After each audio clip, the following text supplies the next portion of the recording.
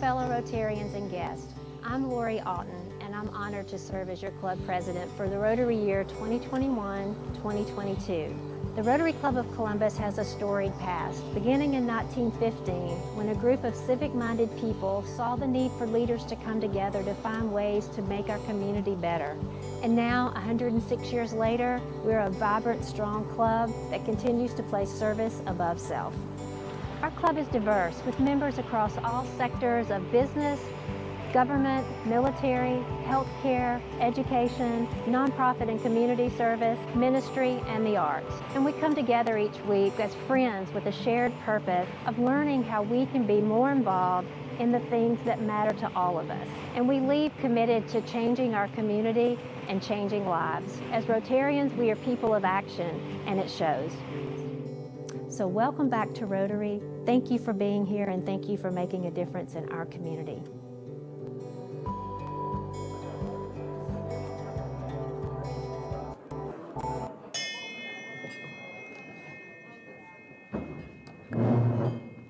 Well, hello and welcome to the April 27th meeting of the Rotary Club of Columbus. It's wonderful to see all of you here, and for those of you watching online, a warm welcome to you as well.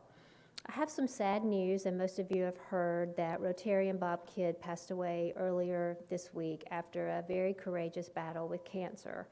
And I would just ask that you keep his wife Joyce and the rest of his family in your thoughts and prayers. Now would you please join me in the Pledge of Allegiance. I pledge of allegiance to the flag of the United States of America and to the republic for which it stands, one nation, under God, indivisible, with liberty and justice for all.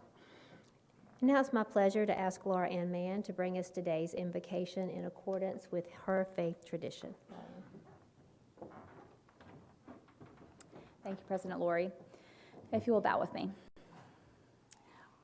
Oh Lord, we are thankful for this day that you have given us, for its blessings, its opportunities, and its challenges. We pray for strength and guidance this day as it comes, as the duties and problems come towards us. May we be challenged to give our best always, and may we be assured of your presence with us. Bless this food in the hands that have prepared it. Amen.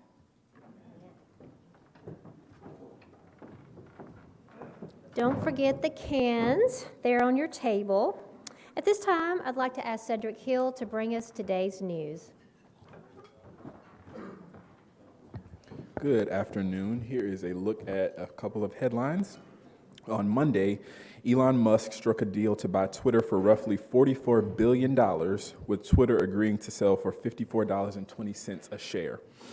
It would be the largest deal to take a company private, something Musk has said he will do in at least 2 decades. The deal is expected to close this year. The White House has stepped up an effort to expand availability to the COVID-19 antiviral pill Paxlovid. When administered within 5 days of symptoms appearing, the pill has been proven to bring about a 90% reduction in hospitalizations and deaths among patients most likely to get severe disease. U.S. has ordered enough supply for 20 million people, which is estimated to last for several months. Also, a Guinness World Record was broken recently. Toby Keith, not the singer, but a Florida Chihuahua, broke the record for the world's oldest living dog at 21 years and 66 days old. His owner said good genetics, a healthy diet, and a loving home were his secrets to old age. I think we can all take a little something away from that. The weather forecast for today is sunny. It's a beautiful day out with a low of 51 and a high of 80. And last, for our baseball fans here, it's April 27th, and 75 years ago on April 27th, 1947, the first Babe Ruth Day was observed. New York City hosted the first celebration in Yankee Stadium soon after Babe Ruth had been diagnosed with cancer, and there were about 58,339 fans in attendance that day. So that's a little fun fact. Enjoy the rest of the meeting.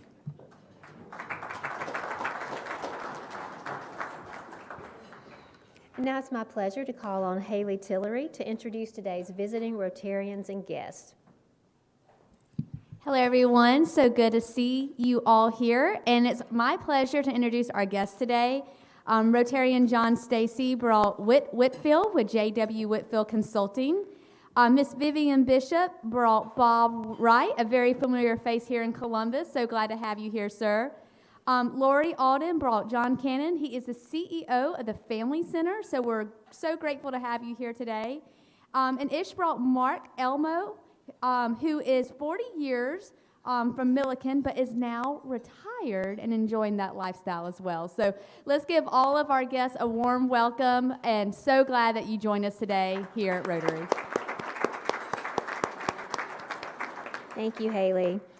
You know, it's always an honor each week when we can welcome a military guest, and so it's my pleasure now to call on Dick Nurnberg to introduce today's Colonel Ralph Pucket, Jr. Soldier of the Week. President Laurie, fellow Rotarians, my pleasure today to introduce to you Staff Sergeant Christopher McCloskey. And I say that, call him that for the next 2 days, because Friday he gets promoted to Sergeant First Class. And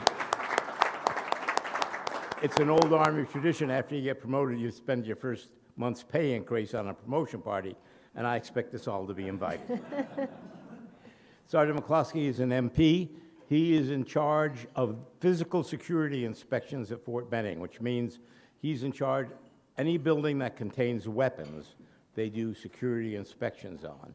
That, from my perspective, included the National Infantry Museum, because we do have a lot of weapons in there. And they do it periodically, and he's in charge of that, and he expects to remain in charge of that after his promotion. He's been here a very short time, only 5 years so far, and he's got 2 more to go. He'll have been here 7 years before he leaves. He's what we call a homesteader. Before he came here, after having been at several places around the States, he was born in Gelnhausen, Germany, but he was raised in Wisconsin. He now I don't know where you call home. Where do you call home? Smith Station. Smith Station, yeah, is now his home. He met his wife while he was stationed in Germany. She was also an MP, outranked him, and when he got promoted when they got married over there, his commander, he told me, wanted to give him his wife's last name, but somehow they resisted that because she outranked him. He has 2 children. He has a son, Gabriel, who's 11 years old, and a daughter, Gracelyn, who is 6, I think. Is that correct? And Sergeant McCloskey, we are very privileged to have you here today. We have for you several gifts. One is a certificate.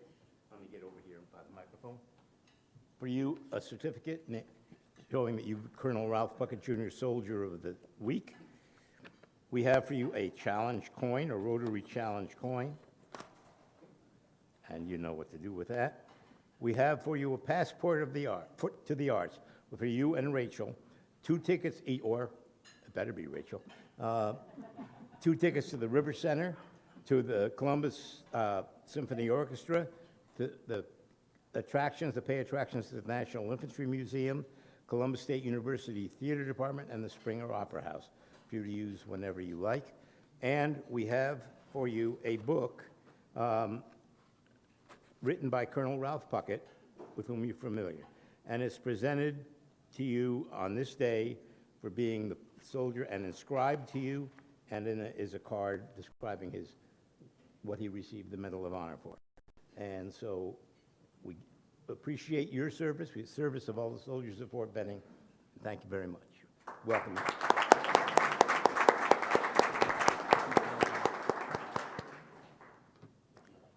I would just like to say thank you for everyone, especially for the invite. It's a great venue, and thank you for the kind words. And I look forward to see you guys in a year, I think, is when I can come back. So.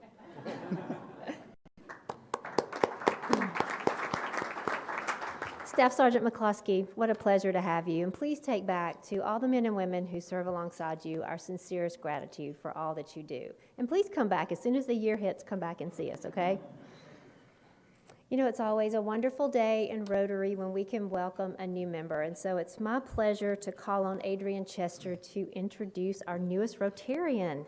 Thank you, President Laurie, and good afternoon to our fellow Rotarians. It is with great pleasure and humility to introduce to our club our newest member, Mrs. Lauren Chambers. There are several or many things I could say about Lauren, but what sums it up is that Lauren is a champion of causes and a connector of people. And by the way, she is my personal four-way tester. There's never a time that I can't call my friend and sister Lauren, and she doesn't always give me the four-way test in one way or another. Lauren currently serves as the CEO of the Mill District here in town, and I would hope that you would join me in welcoming her today to our club.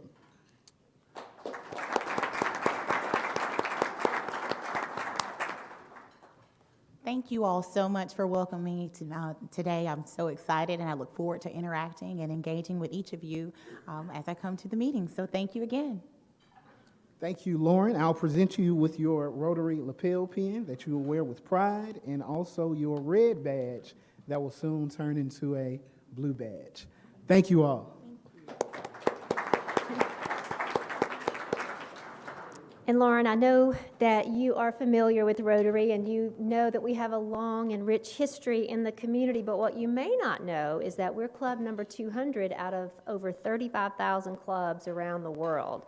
And so you join an organization with a very rich history. We're glad to have you, and I think a lot of us know you, but for those who don't, we look forward to getting to know you and working with you in Rotary. So welcome. Just a couple announcements today. First of all, it's National Administrative Support Day, and so, or Administrative Professionals Day, and I would just like to recognize Julie and Sue, because without you, this place would not run, and so thank you both for all that you do for us.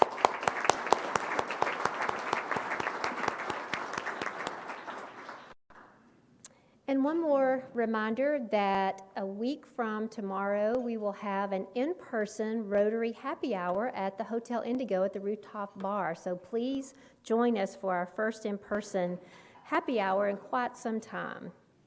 So joining me today at the head table is Ann Mann, who brought us today's invocation. And now it's my pleasure to call on past President Joey Loudermilk to introduce today's speaker.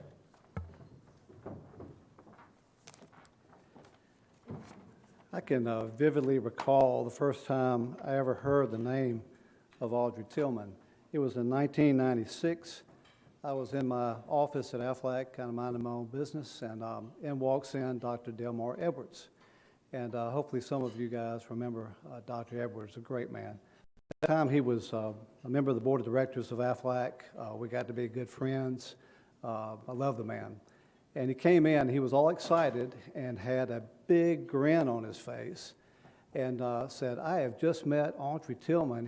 He said, "Joey, you need to hire her."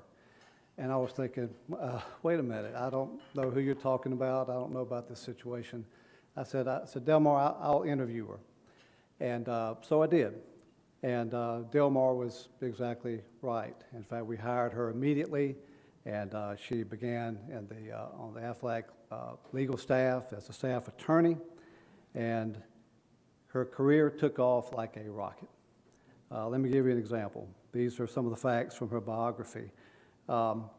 She was promoted to vice president in 2000, senior vice president, director of Human Resources Department in 2001. She was promoted to executive vice president in 2008 and general counsel in 2014. And you may ask, how was she able to accomplish this? Well, I'm glad you asked that question. Three things about Audrey. It's probably more, but I'll mention three. First of all, she's extremely intelligent, and I guess that kind of goes without saying. Also, she possesses tremendous people skills. And number three, which may be the most important, is wisdom. She is a very wise woman and serves her well in her capacity. Speaking of her capacity, let me tell you what she's responsible for. She directs Aflac's legal division, the compliance department, governmental relations, federal relations, state relations, corporate communications, and the Office of Corporate Secretary, as well as oversight functions of the general counsel and compliant offices at Aflac Japan. I don't know what she does in her spare time, if she has any. Audrey has received too many awards and accolades to mention them all here, and I don't want to encroach on her time, but I do want to mention a couple. She was named to Black Enterprise Magazine's Most Powerful Women in Business, not just 1 year, but for the last 3 years. And also, she received the Meritorious Public Service Medal awarded by the Department of the United States Army in 2020. Audrey received her Bachelor of Arts degree from the University of North Carolina at Chapel Hill, and then she received her Juris Doctor degree from the University of Georgia Law School.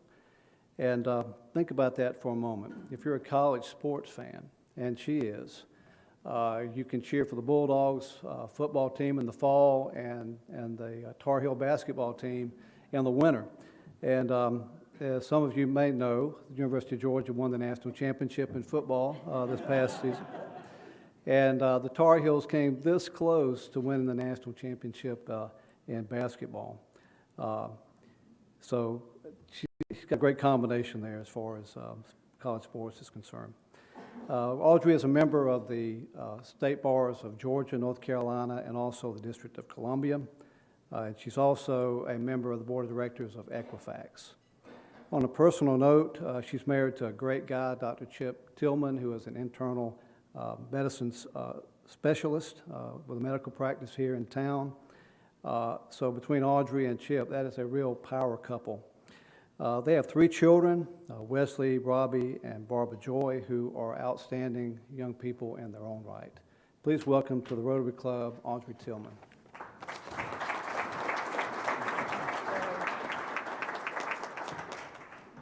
Thank you so much, Joey, and thank you for having me. Thank you for the invitation.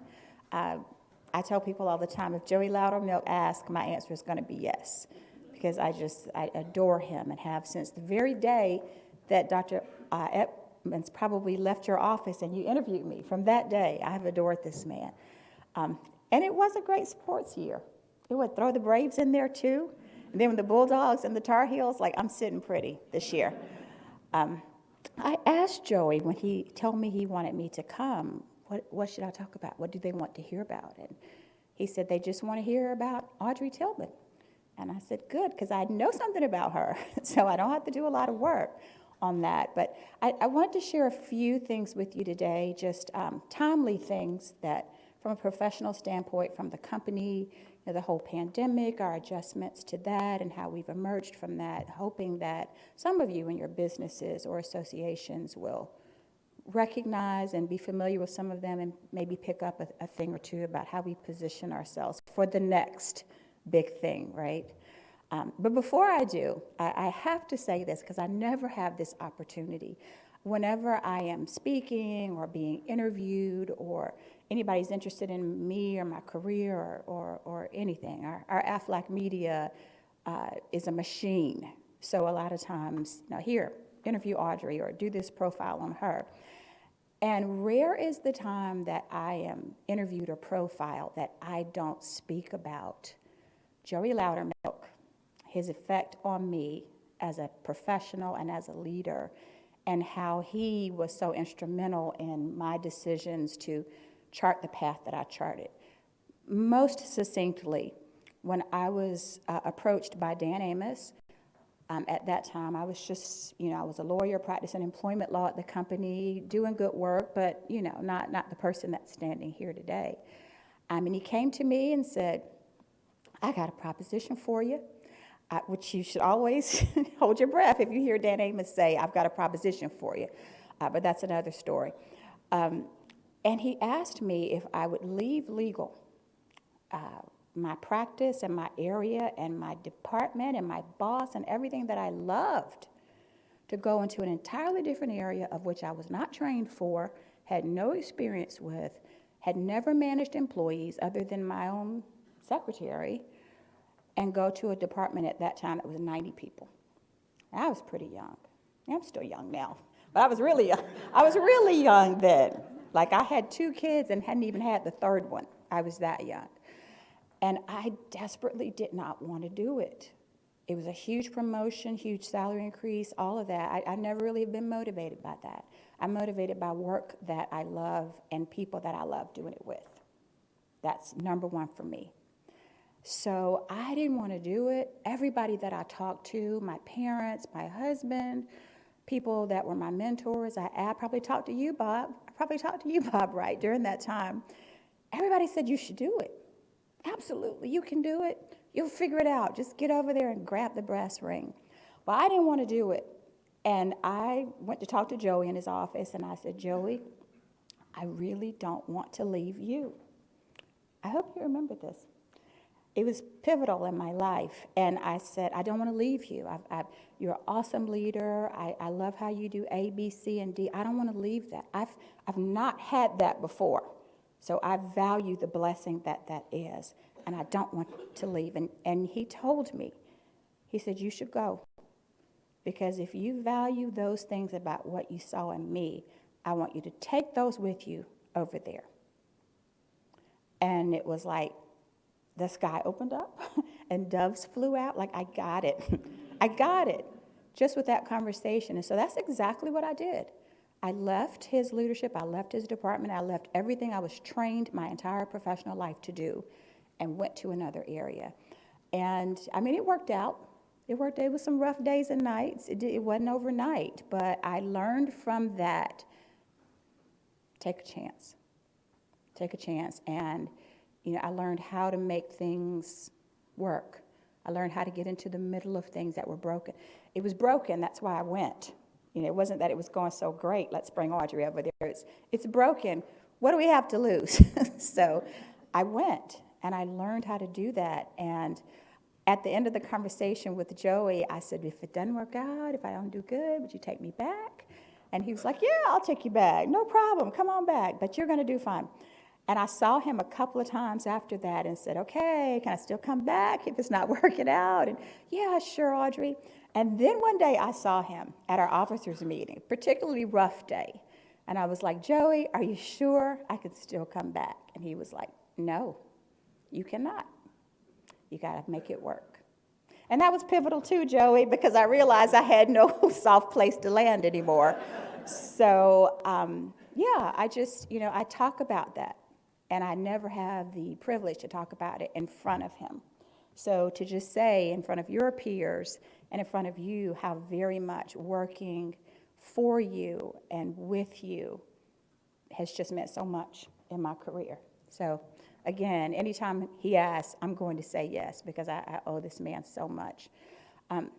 Working at Aflac has been a privilege. It really has. For every difficult day, every difficult season, it's been one where I literally have felt like, God, and I get paid to do this too. And I'm not Pollyanna-ish at all. So that's an accurate statement. Like, I really feel sometimes like just making these kind of differences and doing these kind of things for whatever audience we're working with, if it's employees or shareholders or, whomever, it's a privilege. It really is. And I owe so much to Dan and to the leadership. And to our board for that. And so one of the things that I have kind of had as a hallmark of my career, I just mentioned one example, just kind of jumping in there. Okay, let's figure it out. And it usually works, but it will absolutely have some guaranteed L's that you're going to take. Guaranteed. So I've learned you can't have that much personal pride in things because you're going to take some L's, period. Anybody who says they're not taking L's is not telling you the truth. Or they've been doing the same thing over and over and over and over. And I can't do that. I've got to have something different and new. And one particular thing that I just kind of jumped into, and I guess over time you have enough ideas that people will at least tolerate it, if not support it. But okay, let's just see what she's going to do with it. And several years ago, I think it was approximately 9 years ago, some of you will remember there was this threat of the bird flu. That was in the media. People talked about it. It was starting in Asia, and it was supposed to have all these possible global repercussions and so forth and so on. And I heard Dan in a meeting talking about, well, God, if it's a bird flu, I hope it doesn't come over here in the form of a white duck that looks like Aflac's, because then we'll have some real branding issues, and what are we going to do about that? Well, honestly, I don't even remember if I knew anything about the bird flu, but I started to look, because I'm thinking what he said, which is branding. And the more I looked and the more I studied the science of it, I didn't think it was that likely to happen, but boy, if it did, we better be prepared. And we better be prepared in a number of ways, from the branding to what do we do with employees to everything in between. So I assembled this task force of cross-sectional across the company. And at that time, I might have been in HR, I might have moved on to another. I've worked in a lot of different business units in the company. But I assembled a task force. I had someone from operations, someone from finance, someone from branding, someone from HR, cross-section of the company. And we started talking about the what ifs. We brought in somebody from the CDC to come. This was 9 years ago. Nobody really talking about this. Nobody really wanted to talk about it either. Like those quarterly meetings that came up where nobody came in there dancing and skipping, for sure. But we did it, and we prepared. We had the CDC come. In fact, we put ourselves in a position to be a CDC site center if things break out and they need someone in this area. And we still are to this day. That's why we were giving out vaccines on company property just through the pandemic. So we were meeting and going through these worst case scenarios, and we go through these drills. I love that kind of stuff. But of the 20 people there, me and maybe 2 other people love that kind of stuff. Everybody else is like, okay, how much longer, Audrey? But I felt like we were building an ark. Like we were building an ark. Maybe it's going to flood, maybe it's not. But boy, if it does, we're going to be good. And then I left to go to the next unit. Probably when Joey retired, I left to go BCGC, and that was it for me with the task force. I was at least free from the global pandemic task force. Speed up several years. We didn't have a global pandemic. We didn't have anything close to a global pandemic. And at Aflac, probably like most employers that are major, large employers, we had mock disasters every year. We had a mock disaster drill. Okay, everybody open up your email at X o'clock. It's a sniper on campus, or, a hurricane has come and knocked out your data center. We had those kinds of things, but never relative to this, other than that task force. Speed up, everybody's moved on. I'm having horrible knee issues and end up having knee surgery March 1st of 2020. And prior to March 1st, my husband, who's like, you're going to be out of commission, you won't play tennis, you won't be able to do anything. Let's go take a fun trip because you'll be out of commission for weeks. Let's go to New York City in March of 2020. Nobody knew anything. It was just starting to trickle in. So we come back on March 1st. I go straight to Houston Hospital. I'm going to be in the hospital a couple of days, and then I'm going to be off work for 6 weeks. Like, let me rehab, got stuff to do. I'll check in after about 2 weeks, and then I'll just work from home the last 4. I never went back into the office. Because literally while I was at the Houston Hospital, hell broke loose. Literally that first week of March. And the first thing they talked about was how everybody in New York City is now subject to COVID. And it was frightening. It was real. Nobody had any answers. Nobody had anything. Very, very scary. So I get home. I never got the 2 weeks off that I was supposed to have because it's hopping. What are we going to do? What are we going to do? We're going to send people home? We're going to leave them here? What are we going to do? But I remembered that task force. And I called Matt Owenby, who's our head of HR, and I said, Matthew, it's probably still there. Go to this room and this file. There are whole Redwell folders full of stuff on what to do. To include, we had bought, years earlier, N95 masks that were at Aflac.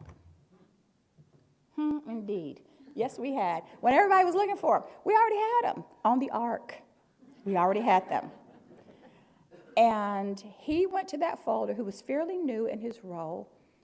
We're like, holy cow, my God, everything was there. The step down, how you step down employees in the event of that, the CDC contacts who were still there at the CDC, all of that.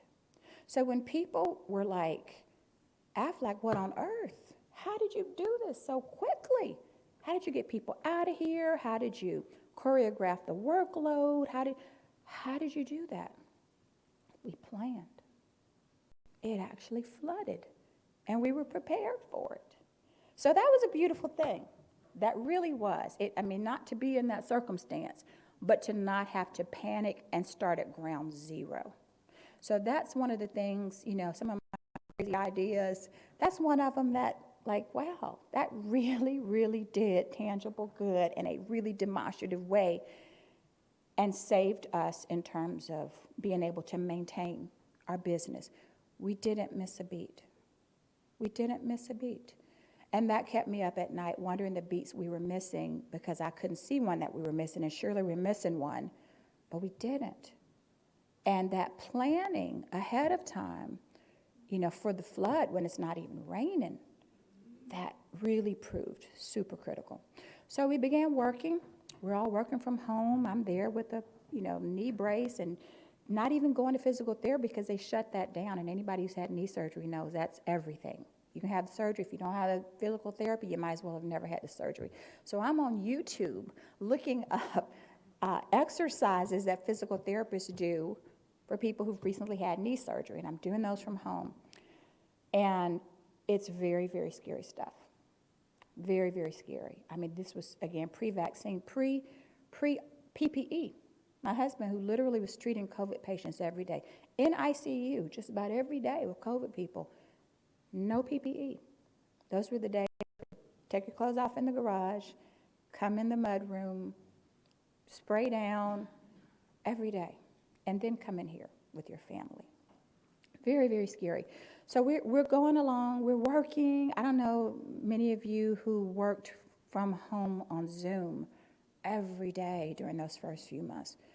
For somebody like me who loves people, loves to talk to people, what are you doing for lunch, what you're going to do this weekend, it was so tough. It was really tough. Months and months of that. Tuesday and Wednesday just felt like Saturday and Sunday, and Saturday and Sunday felt like Thursday and Friday. I didn't know what day it was. I just know, wake up and get yourself together, get in front of that Zoom until no more. And for me, I do so much with Japan. I'm in Zoom early in the morning. I'm in Zoom late at night. It just was really, really tough. And, just personally, I'm not at all reluctant or ashamed to say it was a time I really struggled emotionally, because between the personal with my husband every day, going into the belly of it, me being home just like that and hurt and rehabbing, and my kids are home from college and all of that, it was a lot. It was a lot. What I would have done to get out, go play tennis or walk in my neighborhood or walk our dogs, I couldn't even do that. And so I get it when people talk about the toll of the pandemic, in totality, the financial, the emotional, the medical, all of that. I sat right in the midst of it. I really did. And, thankful, grateful to have survived it. I'm not going to not count my blessings. But tough time that I don't want to see again. I really don't. And so we had this phased approach out and this phased approach in, back to Aflac, very well choreographed, because once, the vaccine started, we started bringing people back. And so I was put me in the first group to come back, which was about June of 2021, last summer. Was there, happy to be back, still careful. We still observe protocols and everything, but we were vaccinated and safe and pretty much back to normal. Then Delta came, and people started getting sick. We even had a couple of deaths. So made the decision, okay, go back home. So we all went back home. And at this point, my daughter had left to go to school, so now it was literally me in the house all day, every day, by myself, till my husband came home. So I'm back in oh God, this is just awful.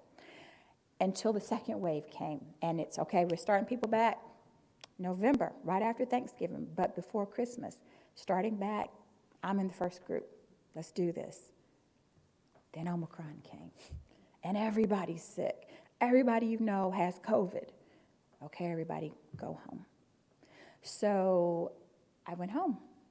And then there was the holidays with the looming Omicron threat on top of that. End of January, I said, I'm going back, I don't care. If I'm the only one in the tower, I got to get out of here. This isn't working well for me. So I started back in the end of January. People started to trickle back. Now, if you come to Aflac's campuses, any of them, I happen to work in the tower, parking lot looks normal. We look normal. You see people, our cafeteria is open. We're still very careful. You know, we're not having large groups where people are close sitting, that kind of thing, but it's working. And personally, you know, I'm out of that bunker. It's going to have to take something pretty serious for me to go back into the bunker, because I don't want to be in the bunker. And so I'm going to fight to stay out of the bunker, but with good sense, you know, and that's what we're employing with our employees. So it definitely worked. You know, we were able to sustain our business.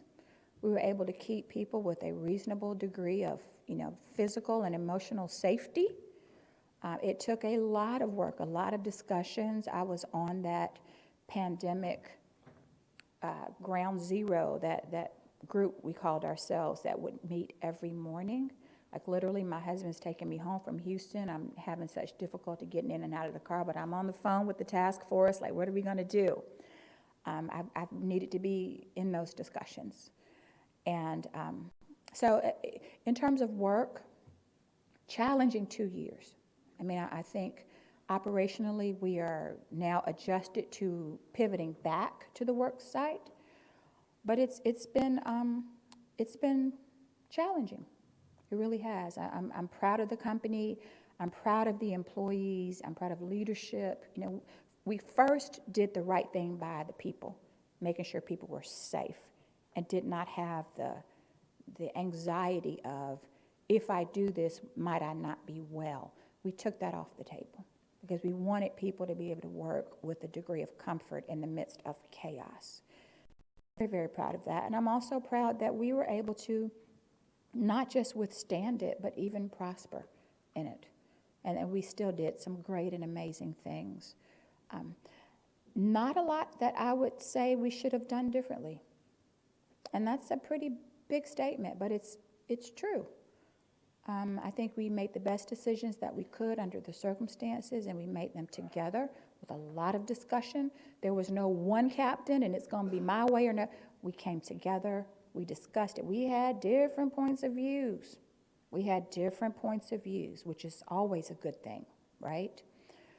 But we did the best thing for the company, and I'm very proud of us, and again, very proud to have been in association with the company during some really perilous times. So for me, my work life seems pretty normal. I wouldn't say it a good thing because this is recorded and I don't want this to get anywhere. But I haven't missed going to Japan.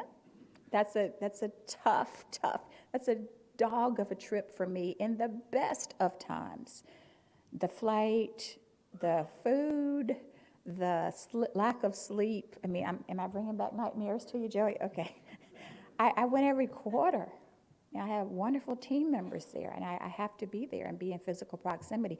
I think one thing that this has shown us is physical proximity is important, and it takes a certain amount to just keep things going in a healthy way.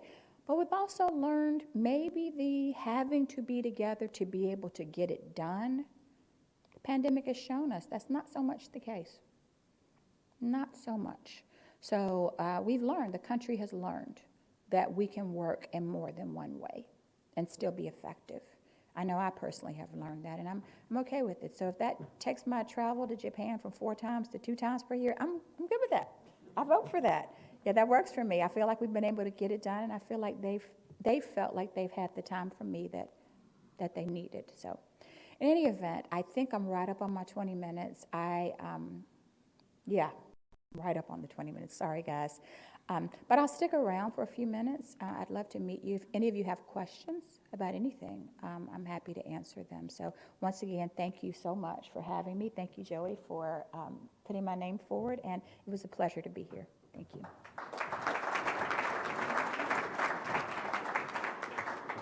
Wonderful. You know, Audrey, I knew it was going to be really interesting. I don't think I realized what a great storyteller you are.